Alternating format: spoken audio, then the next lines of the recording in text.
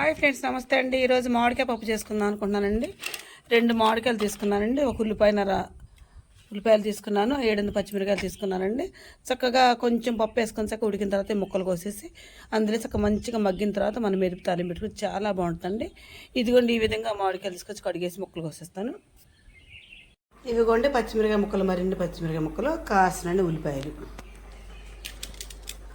ఇదిగోండి మామిడికాయలు మూడు కాయలు ముక్కలు చిన్న ముక్కలుగా కోసుకున్నానండి. చక్కగా ఇదిగోండి పప్పు అయితే ఉడికిపోతా ఉంది. ఇది పప్పు ఉడికిన తర్వాత కొంచెం దగ్గర ఉడికిపోతుంది అనుకున్నప్పుడు ఈ ముక్కలు వేసేసుకుందామండి. ఇదిగోండి చక్కగా పప్పు ఉడికిపోయింది.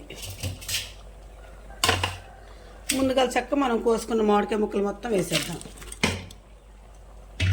తర్వాత పచ్చిమిరపకాయలు, ఉల్లిపాయలు ఇవన్నీ మగ్గిన తర్వాత కొంచెం మగ్గిన తర్వాత పసుపు ఉప్పు వేసేద్దామండి. ఇదిగోండి అది కొంచెం ఉడకబట్టింది కదా, కొద్దిగా పసుపు వేసానండి.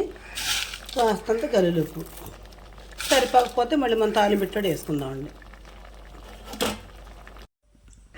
ఇదిగోండి టమాటా ముక్కలు, పచ్చిమిరకాయ ముక్కలు, మామిడికాయ ముక్కలు ఈ విధంగా మగ్గిపోయాయండి. చక్కగా దీన్ని మెత్తగా మెదిపేసాను కదా.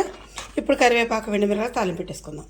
తాలింపు కావాల్సినవి చక్కగా కాస్తంత కరివేపాకు, 4 ఎల్లిగడ్డలు, కాసిన అన్ని ఎండుమిరపకాయలు, కొద్దిగా ఆవాలు, నూనె అయితే కాగిపోయిందండి.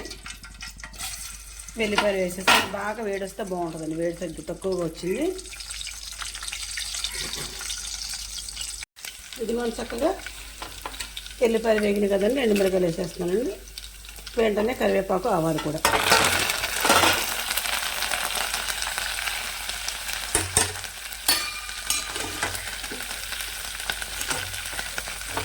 మామిడికాయ కమ్మగా ఉంటుంది కదండి. తాలింపు అయితే వేగిపోయింది.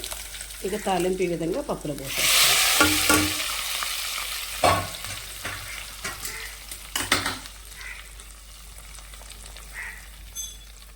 నేనైతే మామిడికాయ పప్పు ఈ విధంగా చక్కగా తాలింపు పెట్టేసుకున్నానండి.